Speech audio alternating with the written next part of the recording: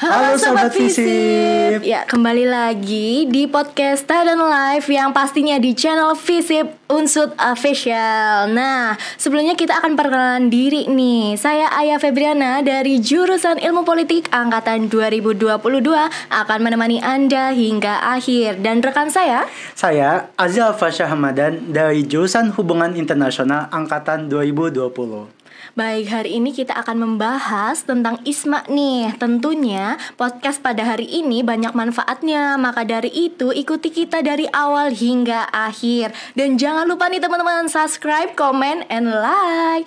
Ya, nah hari ini kita akan membahas tentang ISMA nih Kak. Mungkin teman-teman ada yang belum tahu nih, ISMA itu apa sih? Mungkin Kakak bisa jelasin ISMA itu apa sih Kak? Oke, jadi ISMA merupakan salah satu program yang terdapat di dalam program MBKM. ISMA itu sendiri merupakan singkatan dari Indonesian International Student Mobility Awards, yang dimana itu merupakan suatu program beasiswa yang diberikan oleh pemerintah Indonesia ataupun Kemendikbud untuk memfasilitasi mahasiswa terbaiknya untuk belajar di universitas terbaik di luar negeri selama 1 semester. Nah, beasiswa ISMA itu sendiri merupakan suatu beasiswa yang fully funded ya teman-teman. Jadi beasiswa itu mengcover sangat banyak hal, mulai dari biaya kuliah, biaya hidup di sana, biaya transportasi untuk berangkat dan pulang, serta asuransi kesehatan dan juga dana-dana lainnya. Jadi teman-teman itu tidak perlu khawatir apabila teman-teman itu nantinya akan kekurangan dana selama di sana, karena tentu saja teman-teman tidak akan kekurangan dana sama sekali.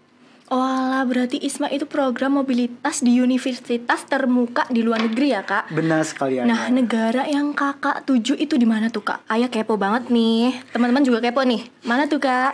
Iya, jadi waktu itu ISMA kan memberikan kesempatan ya bagi para mahasiswanya untuk memilih 2 universitas. Nah, waktu itu aku memilih University of California Davis di Amerika Serikat dan juga Monash University Australia.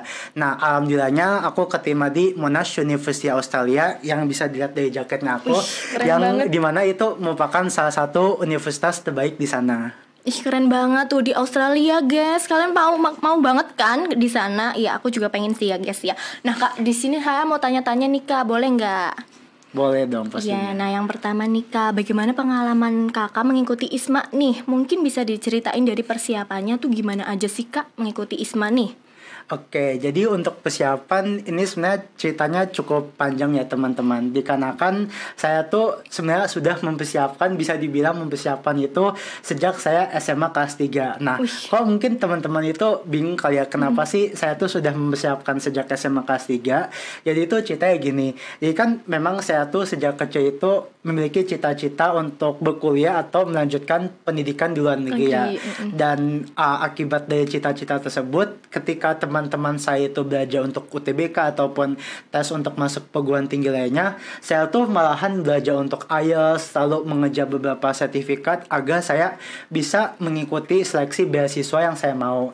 Namun sayangnya pada saat itu saya belum diterima, dan bahkan ketika saya mencoba lagi tahun depannya, saya tuh tetap saja ditolak. Nah, waktu itu jujur saya sempat dimotivated atau kayak udah pasrah gitu, sedih untuk bisa melanjutkan pendidikan S1 di luar negeri.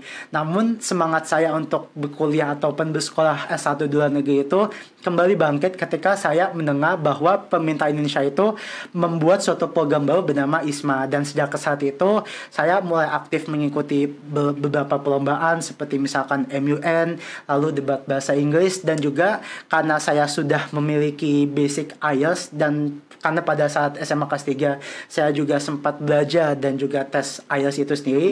Jadi alhamdulillahnya saya tidak kesulitan untuk belajar serta tes IELTS kembali pada saat saya semester 4. Jadi waktu itu saya seleksinya semester 4 dan berangkatnya semester 5 gitu.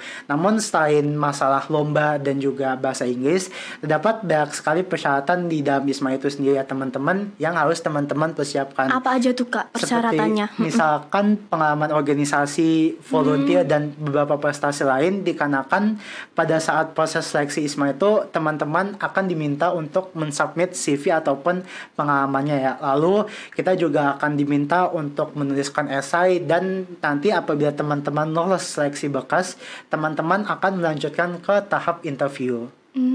Luar biasa tuh. Maka dari itu nih teman-teman, kalau misal kita mengikuti apa-apa, jangan pantang menyerah ya Kak. Benar sekali. Kuncinya jangan pantang menyerah, terus semangat terus, oke? Nah, untuk motivasi Kakak nih mengikuti ISMA apa nih Kak? Motivasinya apa aja? Untuk motivasi, sebenarnya saya terinspirasi dari ibu saya yang kebetulan waktu itu melanjutkan S2 di Australia juga ya kebetulan. Wah, keren meskipun banget. bukan di Monash University, beda universitas. Dan waktu itu ibu saya bercerita bahwa pendidikan di luar negeri itu sangatlah bagus gitu apabila dibandingkan dengan pendidikan Indonesia, mulai dari bagaimana cara dosen mengajar, lalu fasilitasnya, lingkungannya, dan lain-lain. Dan berdasarkan dari cerita ibu saya tuh jadi tertarik gitu untuk melanjutkan pendidikan ataupun merasakan pendidikan di luar negeri. Dan betul saja ketika saya sudah berangkat dan belajar di Australia, yaitu di Monash University, saya merasakan banyak sekali perbedaan, mulai dari seperti misalkan cara dosen mengajar, lalu kualitas fasilitas yang dibandingkan dengan Unsud, lalu lingkungan belajar di sana, dan juga hal-hal lainnya. Berarti lebih seru di Australia nih Kak? Betul, lebih seru, namun secara tidak langsung kualitas atau tuntutannya itu juga lebih besar. Waduh, tuh teman-teman yang mau di Australia bisa banget nih kayak Kak Azriel ya. Nah, Kak, saya mau tanya lagi nih, prosedur saat mau mendaftar ISMA itu bagaimana nih Kak? Oke, jadi untuk prosedur tentu saja teman-teman itu harus mendaftar ya. Jadi untuk urutan proses pendaftarannya itu ini sebenarnya berbeda ya dari masing-masing universitas, dikarenakan ada beberapa universitas itu yang memang mengadakan seleksi internal. Jadi gunanya seleksi internal itu apa? Gunanya adalah agar para pendaftar ISMA itu adalah mahasiswa terbaik yang dimiliki oleh universitas tersebut. Namun beruntungnya Unsud itu tidak memiliki seleksi semacam itu ya. Jadi para mahasiswa tersebut itu bisa mendaftar ISMA asalkan ya mereka tuh sudah memiliki tes atau sertifikat tes bahasa Inggris. Nah, tahapan pertama itu ada seleksi berkas, yang dimana teman-teman itu disuruh untuk mensubmit beberapa berkas seperti misalkan paspor, KTP, lalu IELTS ataupun tes bahasa Inggris yang teman-teman gunakan. Lalu teman-teman juga akan menandatangani beberapa surat pernyataan. Lalu teman-teman yang terakhir juga akan disuruh untuk membuat CV ataupun esai yang dimana nanti kalian tuh akan submit di dalam portal ataupun dashboard ISMA itu sendiri. Tuh kayak gitu guys tipsnya ya dari kakak nih. Nah tips untuk memilih universitas nih, kakak kan milih universitas tadi yang pertama apa ya kak? University of California Davis. Terus yang kedua ini baru yang Monash. Australia ya kak. Nah dan negara yang tepat, nah gimana tuh kakak cara memilih universitas dua itu, gimana tuh tipsnya? Oke, jadi untuk memilih universitas, saya sangat menyarankan dan juga ini berdasarkan apa yang saya lakukan adalah teman-teman itu harus tahu teman-teman itu ingin belajar apa sih atau matkul yang membuat teman-teman itu tertarik, dikarenakan itu kan teman-teman istilahnya akan belajar di sana kan ya. Jadi akan sangat percuma apabila teman-teman itu negaranya sudah keren, lalu universitasnya sudah keren, namun mata kuliahnya itu mata kuliah yang teman-teman itu tidak tertarik. Dikarenakan itu juga akan berakibat kepada hasil konversi nilai teman-teman itu sendiri, bukan? Lalu selain mata kuliah, menurut saya kondisi negara terutama itu juga sangat dipertimbangkan. Jadi waktu itu alasan saya tidak memilih negara Eropa, kebetulan kan waktu itu lagi hangat-hangatnya konflik Rusia Ukraina kan ya. Jadi saya cukup takut bahwa konflik tersebut itu akan menyebar luas ke daerah Eropa lain, meskipun tidak secara melalui perang atau segala macam, tapi saya takut misalkan akan terjadi inflasi di sana, lalu akan terjadi gejolak sosial di sana, sehingga saya pada saat itu memutuskan untuk tidak memilih universitas yang berada di benua Eropa. Lalu untuk alasan mengapa saya memilih negara Australia dan juga Amerika Serikat, saya menilai dan juga memang pada faktanya dua negara tersebut kan dua negara yang bahasa umumnya atau bahasa utamanya adalah bahasa Inggris kan ya. Jadi itu juga membantu saya dalam proses adaptasi, dikarenakan saya tuh tidak perlu untuk belajar bahasa baru untuk bisa berkomunikasi dengan penduduk lokalnya. Dikarenakan berdasarkan cerita dari teman-teman saya yang memilih negara yang non bahasa Inggris, itu tuh mereka harus menggunakan Google Translate ataupun kayak belajar bahasa basic yang gitu untuk setidaknya berkomunikasi dengan penduduk sekitar, yang dimana hal tersebut menurut saya cukup menyulitkan ya, dikarenakan ya belajar saja sudah sulit gitu, apalagi kalau misalkan kita tuh memiliki language barrier. Lalu untuk universitas itu teman-teman bisa mempertimbangkan dari peringkat, lalu again dari matkul yang ditawarkan oleh universitas tersebut apa. Dan yang terakhir ini mungkin cukup penting adalah teman-teman bisa melihat profesor ataupun kualitas infrastruktur yang dimiliki oleh universitas tersebut. Seperti misalkan mungkin teman-teman itu memiliki suatu dosen atau peneliti yang teman-teman itu sangat idolakan atau sangat idam-idamkan untuk bertemu, dan kebetulan dosen tersebut itu mengajar di universitas yang berada di ISMA. Nah, teman-teman itu boleh banget memilih universitas tersebut untuk secara langsung bertemu dengan profesor tersebut, dikarenakan ada beberapa kasus di mana para wadi ISMA itu menjadikan alasan mereka tuh mengidamkan atau mengidolakan suatu profesor dan akhirnya memilih universitas tersebut sebagai universitas pilihannya. Oh gitu guys. Nah itu tips dari kakak untuk memilih universitas dengan tepat. Nah tips untuk mata kuliah nih kak. Tadi kan kita udah membahas universitas, negara yang tepat. Nah sekarang mata kuliahnya tuh kakak kemarin ambil apa aja.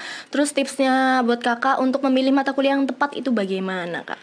Oke, jadi sebenarnya mata kuliah yang aku ambil tuh tidak memiliki relevansi sama sekali dengan jurusan hubungan internasional ataupun dari FISIP itu sendiri. Dikarenakan waktu itu kan aku mengambil 4 mata kuliah ya. Yang pertama itu Global Health. Global Health itu merupakan mata kuliah yang mempelajari tentang kesehatan global dan itu berada di, kalau di Indonesia tuh FKM atau Fakultas Kesehatan Masyarakat. Lalu untuk matkul yang kedua aku mengambil Managing Intercultural Communication atau komunikasi antar budaya. Itu kalau di fakultasin di Indo itu FIB. Lalu aku juga ngambil Organization and Society tentang organisasi dan masyarakat, itu FEB.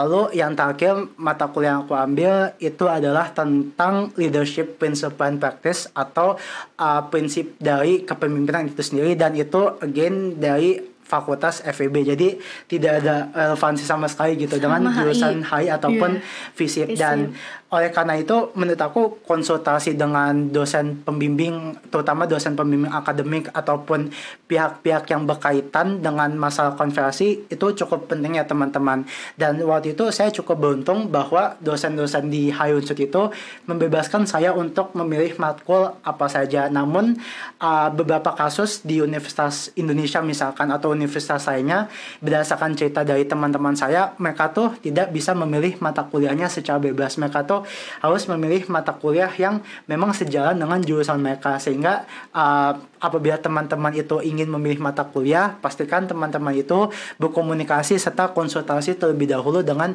dosen pembimbing akademik ataupun pihak-pihak yang memang memiliki hubungan dengan masalah konversi. Berarti kemarin kakak itu memilih mata kuliahnya dahulu, terus baru konsultasi, atau konsultasi dahulu baru memilih? Waktu itu saya memilih mata kuliahnya terlebih dahulu.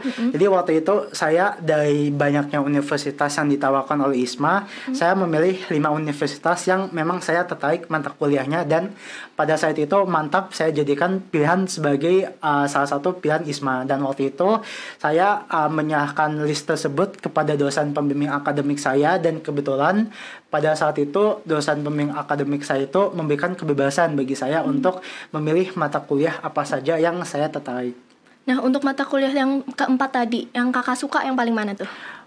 Yang paling ini di hati lah, mana tuh kak? Ini mungkin berdasarkan banyak faktor ya. Kalau misalkan berdasarkan dosen ataupun pengajar di sana, aku paling suka itu mata kuliah Global Health. Soalnya menurut aku itu meskipun yang mengajar itu sudah tua ya, sudah boomer, namun semangatnya itu sangat membara-bara, yang dimana hal tersebut menurut aku merupakan suatu yang cukup menarik, dan juga beliau itu menjelaskannya dengan sangat detail lalu interaktif sekali, sehingga saya itu tidak bosan pada saat mengikuti pelajaran beliau. Lalu secara praktek saya paling suka itu dari mata kuliah Leadership Principle and Practice. Mengapa begitu? Soalnya waktu itu kalau nggak salah di pertemuan ke-7 itu kita tuh mengadakan suatu simulasi gitu. Jadi waktu itu kita menggunakan suatu game yang dimana kita tuh ya menjadi istilahnya itu mensimulasikan sebagai pemimpin negara, dan waktu itu negara kita tuh ada zombie atau suatu virus gitu yang dimana kita tuh harus mengambil kebijakan ataupun pilihan-pilihan dari opsi-opsi yang ada, dan hasil dari semua opsi tersebut itu akan ditampilkan di layar, dan pada saat itu dosen tersebut itu memberikan kayak penjelasan gitu, kayak kalian tuh seharusnya memilih berdasarkan hal apa saja sih, sehingga itu menurut saya merupakan suatu pengalaman yang cukup menarik ya, dikarenakan kita tuh bisa mengambil decision ataupun keputusan secara langsung meskipun ya bukan secara nyata gitu, cuma kayak berdasarkan simulasi atau game saja. Lalu kalau misalkan tugas menurut aku dari MICC atau Managing Intercultural Communication, dikarenakan menurut aku tugasnya sangat seru sih. Jadi salah satu tugas yang aku cukup ingat, jadi waktu itu Monash University itu bekerja sama dengan universitas yang ada di Indonesia dan juga universitas yang ada di Jepang. Kalau misalkan universitas yang ada di Indonesia, kalau nggak salah itu UKSW. Kalau universitas di Jepang aku cukup lupa, maaf. Dan waktu itu kita tuh disuruh membuat suatu group project bareng-bareng gitu.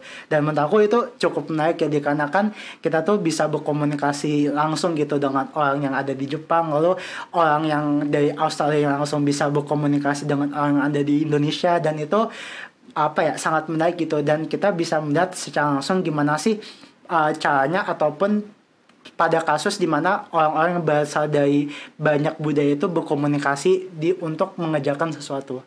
Ih, keren banget. Nah, teman-teman pasti tertarik banget nih sama kuliah di Australia. Nah, kakak pernah nggak sih kak konsul sama dosen yang ada di sana? Nah, gimana sih dosen yang ada di sana kak? Seru-seru atau gimana gitu? Dosen yang di sana menurut aku sangat seru ya, dan mereka tuh sangat open for question ataupun open for feedback gitu. Jadi ini mungkin sedikit pengetahuan baru bagi teman-teman. Jadi apabila teman-teman itu memilih Monash University, aku nggak tahu ya kalau misalkan studi kasus ataupun kasus di universitas lain itu bagaimana. Namun kalau misalkan berdasarkan pengalaman aku pribadi di Monash itu, ketika teman-teman itu sudah submit tugas dari teman-teman, itu teman-teman itu akan mendapatkan feedback yang sangat clear gitu dari dosennya, mulai dari kita kurangnya di mana, hal apa yang bisa kita perbaiki, dan lain-lain, yang dimana kita tuh bisa menindaklanjuti feedback yang diberikan oleh dosen gitu untuk menanyakan sesuatu ataupun ya setidaknya mengklarifikasi beberapa hal. Lalu di sana di Monash University juga ada suatu lembaga yang dimana memang tujuannya itu untuk membantu mahasiswa internasional, sehingga para mahasiswa internasional itu tidak kesulitan untuk beradaptasi.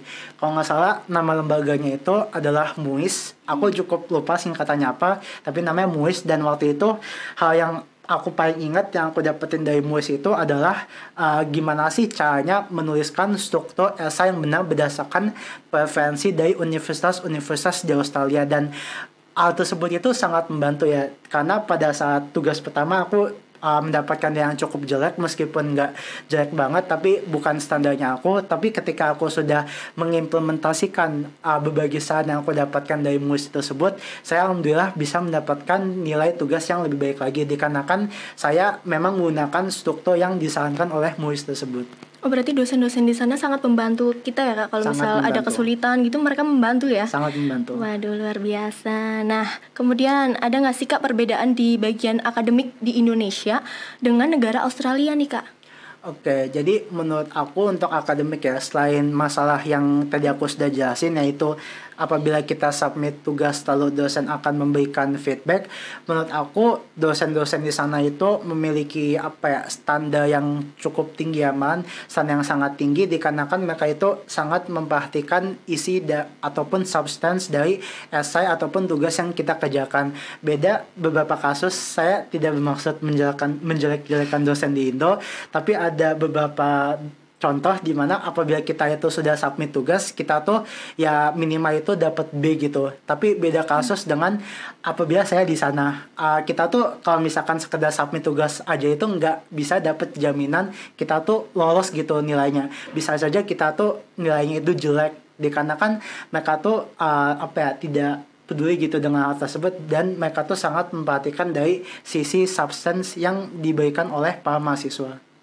Luar biasa ya Kak, akademik di sana luar biasa ya berarti ya. Benar. Nah, kalau budaya nih Kak, kan di Indonesia banyak banget ragam budaya ya Kak. Pastinya berbeda dong sama yang ada di sana. Nah, gimana sih cara Kakak beradaptasi di sana? Oke, untuk adaptasi, mungkin saya ingin meng-highlight dua hal. Yang pertama itu masalah beribadah, dan yang kedua itu masalah mengenai LGBT. Yang pertama adalah seperti yang kita ketahui, Indonesia kan itu merupakan suatu negara yang memang mayoritas masyarakatnya itu adalah Muslim kan ya. Betul sekali. Dan hal tersebut itu membuat kita tuh sangat mudah untuk beribadah gitu, dikarenakan kita bisa menemukan masjid. Musolah di mana-mana, bahkan kayak di dekat rumah itu pun pasti ada satu masjid lah setidaknya. Tapi pas saya di Australia itu, saya jujur cukup kesulitan untuk menemukan masjid ataupun tempat beribadah. Namun untungnya dari pihak Monash University-nya itu memberikan suatu fasilitas berupa masjid dan juga musolah bagi para mahasiswanya yang ingin beribadah ya, terutama bagi kasus yang dimana laki-lakinya itu harus melaksanakan sholat Jumat. Namun kalau untuk sholat wajib lainnya seperti misalkan sholat zuhur, subuh dan lainnya, itu biasanya saya lakukan di kos, dikarenakan memang lebih nyaman di sana.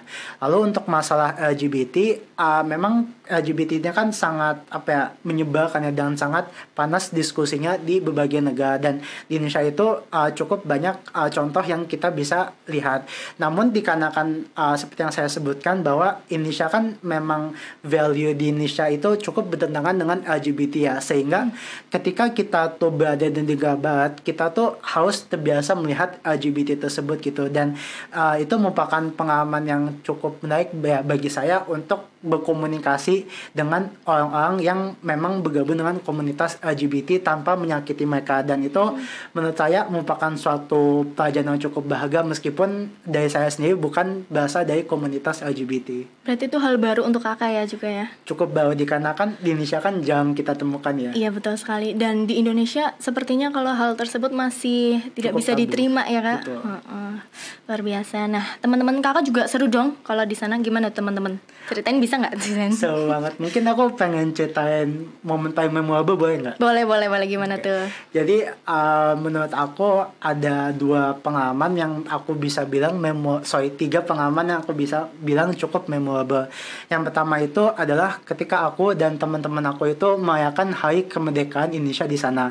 Jadi kan apabila kita itu sudah diterima menjadi award di ISMA, kita tuh wajib melakukan berbagai challenge, yang dimana challenge tersebut itu diberikan oleh pihak ISMA dengan tujuan kita tuh bisa mempromosikan budaya Indonesia di luar sana.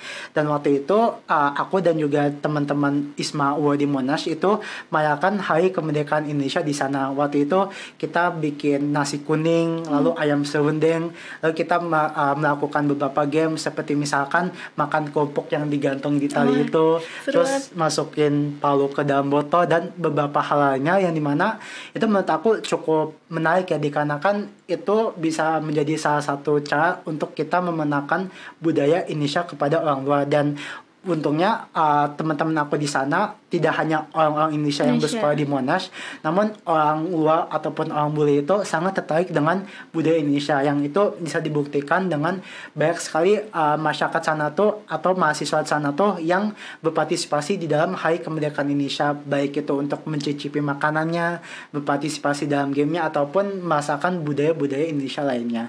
Lalu untuk pengalaman yang kedua, waktu itu karena aku jurusan HI ya, dan aku memang sangat tertarik dengan perlombaan MUN, dan di Unsur itu tidak ada gitu klub ataupun lomba MUN. Jadi waktu itu karena memang ada kesempatannya, saya bergabung di suatu klub yang bernama MIAS atau Monash International Affairs Society, yang dimana itu suatu society yang ditujukan untuk mahasiswa yang tertarik di isu-isu internasional. Dan pada saat itu MIAS itu mengadakan suatu event yang bernama Monash MUN, yang dimana pada situ saya berpartisipasi di dalam perlombaan tersebut, dan itu menjadi pengalaman yang cukup menarik ya, dikarenakan saya bisa berkompetisi langsung dengan orang di luar sana, yang dibandingkan dengan Indonesia itu hanya berkompetisi dengan orang-orang Indonesia saja. Kalau pengalaman ketiga yang saya ingin ceritakan adalah pada saat saya jalan-jalan keliling Melbourne H-3 sebelum saya balik. Jadi waktu itu saya dan juga teman-teman saya, namun bukan dari ISMA UOD Monash, tapi masih orang Indonesia yang kebetulan itu juga student exchange, namun dari program lain itu memutuskan untuk berjalan-jalan keliling Melbourne. Dan waktu itu kita tuh jalannya cukup jauh ya, dan mendatangi beberapa tempat yang cukup unik dan cukup eksotik yang teman-teman itu bisa kunjungi di sana apabila teman-teman itu memilih Monash University sebagai universitas tujuan teman-teman. Iya, betul sekali, di Australia ya tentunya. Betul. Ya Kak. Nah tadi kan Kakak bercerita dengan teman-teman nih ya Kak. Nah Ayah pengen tahu nih tips cara berbahasa Inggris itu gimana Kak? Pastinya kan di sana pasti pakai bahasa Inggris nggak sih Kak? Betul. Tipsnya dari Kakak tuh gimana Kak? Untuk tips dari aku pribadi, yang pertama tentu saja kalian tuh tidak boleh minder ya, dan kalian tuh harus pede, dikarenakan ya meskipun kita tuh sehari-harinya tidak menggunakan bahasa Inggris, tapi kan kayak kita tuh tujuan di sananya kan kayak belajar gitu ya, lalu mendapatkan ilmu, mendapatkan pengalaman lebih. Nah apabila teman-teman itu tidak pede lalu kayak membatasi diri teman-teman, dikarenakan teman-teman itu merasa kemampuan bahasa Inggris teman-teman itu berada di bawah level orang yang emang bule atau orang yang memang sudah bisa bahasa Inggris sejak kayak baik itu dari sisi pronunciation, grammar, vocabulary ataupun apapun, itu menurut aku merupakan suatu aspek yang cukup penting ya, dikarenakan apabila kalian tuh membatasi diri kalian, maka pengalaman ataupun ilmu yang teman-teman bisa dapatkan itu akan sangat terbatas.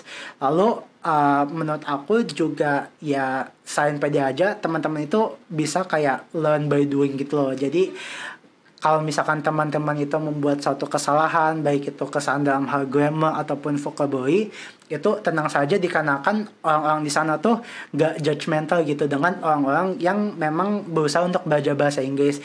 Malah waktu itu kan aku mengakui bahwa grammarnya aku cukup jelek ya, dan waktu itu aku kayak minta maaf ke teman kelompok aku kalau misalkan grammar aku mungkin kurang, dan mereka tuh kayak sangat mengencourage aku kayak nggak apa-apa kok, grammar kamu bagus dan lain-lain. Dan itu aku cukup shock sih, karena kalau di Indonesia kan kalau kita pengen ngomong bahasa Inggris kan pasti kayak dikatain so Inggris lu, sombong gitu ya. Bener. Dan itu menurut aku cukup membatasi orang-orang yang emang ingin belajar bahasa Inggris. Oke, nah tadi kan kita udah tanya-tanya tentang bahasa Inggris. Sekarang Ayah mau tanya nih Kak, manfaat apa aja nih yang Kakak dapatkan saat mengikuti ISMA? Oke, untuk manfaat, menurut aku manfaatnya sangat banyak ya. Yang pertama, teman-teman itu bisa mendapatkan kesempatan untuk belajar bahasa Inggris ataupun memperbaiki serta meningkatkan kemampuan bahasa Inggris kalian lebih lanjut. Meskipun para ISMA Awardee itu pada umumnya sudah memiliki suatu sertifikat bahasa Inggris dan pada umumnya itu nilai-nilainya juga cukup tinggi, namun apabila kita terjun di dunia nyata ataupun terjun di lapangan, itu kenyataannya berbeda gitu, dikarenakan kita tuh bisa dikatakan istilahnya itu berada di bawah level orang yang emang bule ataupun emang daerah itu sudah ngomong bahasa Inggris dari banyak aspek, sehingga ketika kita berkomunikasi langsung dengan mereka, kita tuh bisa menyerap berbagai ilmu dalam hal bahasa Inggris yang mereka miliki gitu, yang itu bisa kita gunakan untuk memperbaiki bahasa Inggris mereka. Nah, untuk benefit atau manfaat yang kedua, mungkin aku ingin menyebutkan manfaat yang cukup underrated nih, ataupun manfaat yang cukup jarang disebutkan oleh para ISMA Awardee, yaitu kita tuh akan mendapatkan akun mahasiswa di sana. Nah, mungkin teman-teman itu berpikir kayak, apa sih spesial dari akun mahasiswa Monash itu sendiri? Nah, menurut aku ini sangat beneficial ya, terutama bagi teman-teman yang masih mahasiswa. Mengapa begitu? Dikarenakan dengan akun mahasiswa ini, teman-teman itu bisa mendapatkan akses Zoom Premium secara unlimited yang bisa digunakan untuk berbagai kepentingan, seperti misalkan tugas kelompok, meeting organisasi, ataupun hal-hal lainnya. Lalu akun Monash itu sendiri juga bisa digunakan untuk mengakses jurnal-jurnal ataupun artikel yang memang berbayar, dan aku jujur sering memakai akun Monash itu sendiri untuk kayak mengakses jurnal-jurnal yang berbayar gitu, sehingga itu sangat memudahkan aku untuk mengerjakan tugas sebagai mahasiswa. Menguntungkan juga ya Kak untuk kita ya. Benar soalnya sekali. Gratis semua kan. Iya. Nah, hasil studi di Australia itu konversi atau tidak Kak? Dikonversi?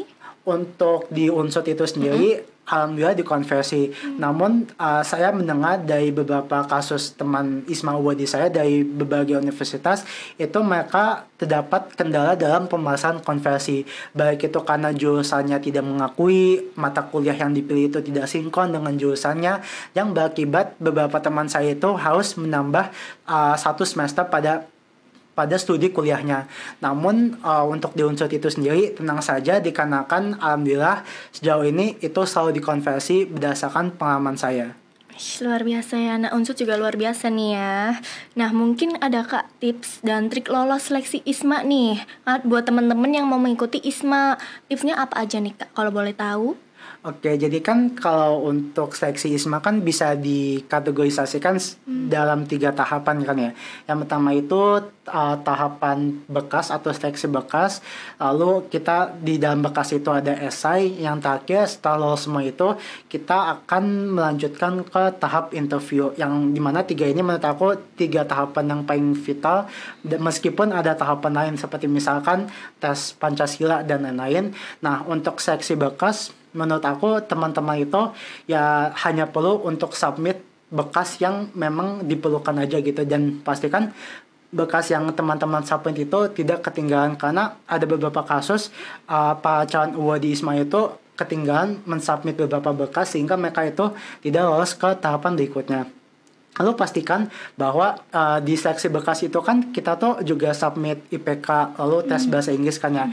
Nah pastikan universitas yang kalian pilih itu memang universitas yang memang mungkin kalian tuh punya peluang untuk diterima. Dan menurut aku ini merupakan suatu faktor yang cukup penting, karena apabila kalian tuh memilih universitas yang ketinggian atau cukup tinggi, maka peluang teman-teman keterima itu cukup rendah ya, bisa dibilang. Ini mungkin mirip ya strategi dengan UTBK. Jadi kayak perhatikan dulu spesifikasi UWA di ISMA dari tahun lalu dan pastikan apakah spesifikasi yang kalian miliki itu sudah cukup atau sudah layak dengan spesifikasi UWA di ISMA sebelumnya.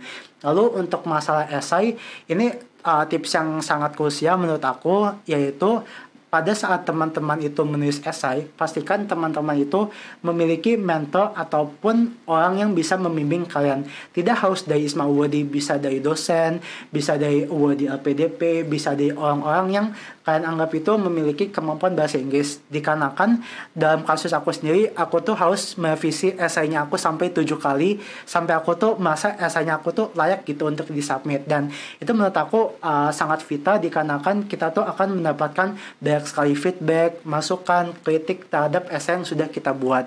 Lalu terkait wawancara, ini jujur merupakan salah satu hal yang aku sesali sih, dikarenakan waktu itu kan untuk proses wawancaranya kan itu diadakan selama 3 hari kan ya, yaitu Senin, Selasa, dan Rabu. Dan waktu itu saya kurang beruntung karena pengumumannya itu adalah Minggu malam dan pengumumannya itu jam 9 malam, dan waktu itu saya mendapatkan jadwal interview di hari pertama jam setengah 10. Jadi otomatis saya kan tidak memiliki waktu latihan wawancara dengan orang lain kan ya. Jadi waktu itu saya hanya latihan sendiri lalu berusaha menjawab pertanyaan-pertanyaan yang kemungkinan keluar. Namun apabila teman-teman itu memiliki waktu dan seharusnya teman-teman itu belajar wawancara sebelum ya wawancara itu diumumkan, tidak seperti aku, teman-teman itu bisa meminta tolong di ISMA sebelumnya untuk membantu kalian dalam proses wawancara, dikarenakan pada umumnya di ISMA itu akan bisa memberikan feedback baik secara substance, baik secara struktur, ataupun hal-hal yang harus ataupun tidak harus kalian lakukan pada saat wawancara, yang insya Allah akan membantu kalian sama proses wawancara tersebut. Luar biasa tuh ya pengalamannya kakak dalam mengikuti ISMA ini. Nah kak, ada lagi nih, kakak pernah nggak mengalami stres dalam belajar? Nah gimana cara mengatasi hal tersebut kak? Oke, jadi untuk stres belajar mungkin aku ingin menjawabnya dengan 2 jawaban. Yang pertama itu pas aku di Indonesia, dan yang kedua pas aku di Australia. Iya. Ya, kalau di Indonesia itu kayak semua dari kita ngerasain gak sih, apalagi yang mahasiswa. Pastinya. Iya. Kayak waktu itu kan kita tuh ngalamin masa-masa COVID-19 pandemic kan ya, sekali. Yang dimana itu tuh membuat kita tuh harus belajar online. Dan jujur aku tuh tipe yang gak bisa belajar online. Jadi waktu itu aku cukup kayak semangat belajar aku tuh hilang gitu pada saat masa-masa pandemi COVID-19 itu sendiri. Sehingga saya tuh harus melakukan berbagai cara seperti misalkan mencari kesibukan lain, lalu membuat teman online, sehingga saya tuh semangat belajarnya itu bisa bertumbuh atau bahkan bertambah. Lalu ketika di Australia, saya mengalami culture shock dalam hal akademik. Seperti yang saya sudah sebutkan tadi, itu kan dosen-dosen di Australia itu kan standarnya sangat tinggi kan ya, dikarenakan mereka itu sangat memperhatikan masalah substance. Jadi waktu itu tugas pertama saya itu mendapatkan nilai yang kurang baik, dan karena saya ingin mendapatkan nilai yang bagus, karena saya tidak ingin mengecewakan banyak pihak, saya tuh berkonsultasi gitu atau approach dosen yang memang terkait dan menanyakan mengenai apa sih yang sekiranya tuh saya bisa kembangkan gitu atau saya bisa perbaiki agar tugas saya berikutnya itu bisa mendapatkan nilai yang lebih baik. Dan alhamdulillah dengan saya melakukan taktik tersebut, saya bisa mendapatkan nilai yang saya inginkan. Luar biasa guys, tuh kan makin pengen banget gak sih belajar di Australia. Nah, satu lagi nih Kak, selama di Australia ini udah santai-santai ya Kak. Ya. Jangan kaku-kaku nih, santai-santai nih. Selama di Australia nih Kak, Kakak pernah jalan-jalan kemana aja nih? Pengen tahu nih teman-teman. Jalan-jalan ya, itu kayak semua tata bengek dari Melbourne udah aku kunjungin sih. Saya kayak aku kan pengen kayak explore juga kayak budaya Melbourne, lalu kayak tempat-tempat yang terkenal di Melbourne itu bagaimana. Dan waktu itu ya aku tidak hanya jalan-jalan bersama teman-teman Isma Awadi, namun aku juga kayak jalan-jalan sendiri gitu. Dan kebetulan menurut aku tuh public transport di Australia itu sangat bagus ya, terutama masalah pedestrian atau akses berjalan kakinya itu sangat bagus, sehingga itu memudahkan saya untuk kayak berjalan kemanapun yang saya inginkan. Dan juga meskipun teman-teman itu berjalan sendiri di tengah malam, dan meskipun Anda wanita sekalipun, itu menurut saya cukup aman ya teman-teman, dikarenakan saya jarang menemukan kasus seperti misalkan kelitih ataupun begal ataupun masalah-masalah yang umum di lainnya.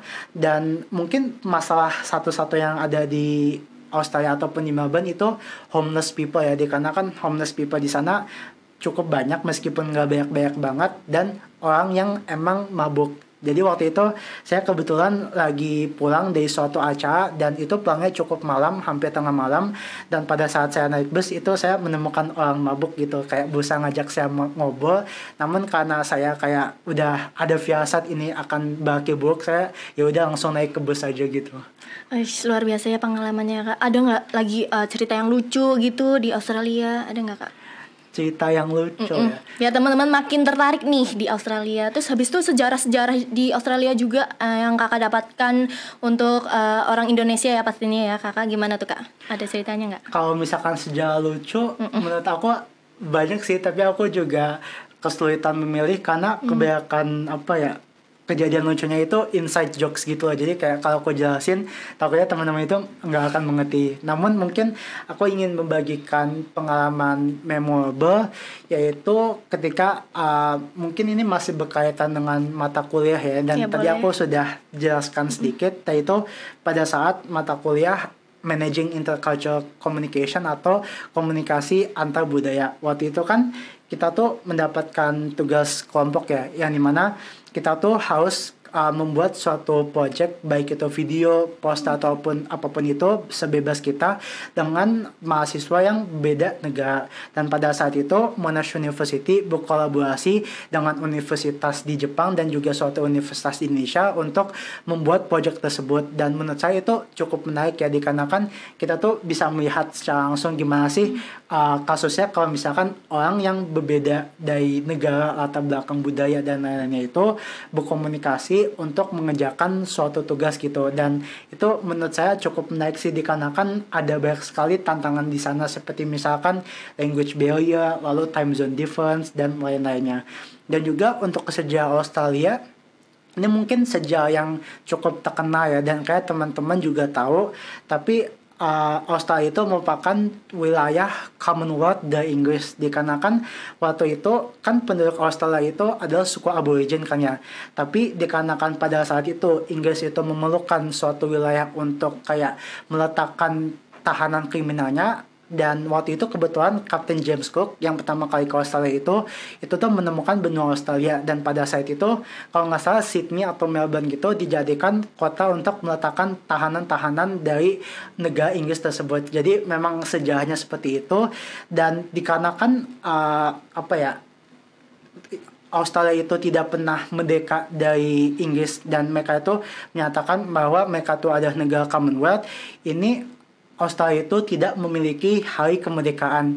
Dikarenakan waktu itu kan kita tuh ingin kayak memperkenalkan hari kemerdekaan masing-masing kan ya, dari Indonesia, Jepang, lalu Australia. Dan pada saat itu ketika saya bertanya dengan teman saya yang orang lokal di sana, mereka tuh menjawab kalau misalkan kamu ingin bertanya tentang hari kemerdekaan itu tergantung kamu ingin bertanyanya dari apakah ketika Kapten James Cook itu pertama kali datang ke Australia atau menurut perspektif dari suku Aborigin itu sendiri, dikarenakan itu memiliki dua sudut pandang yang cukup berbeda.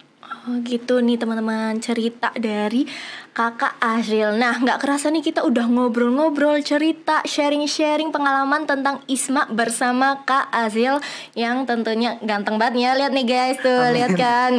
Kayaknya juga cantik kok.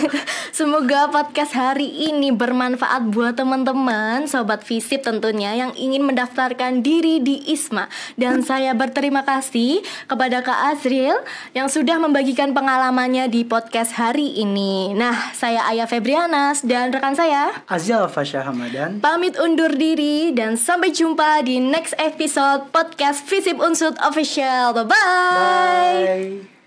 Bye.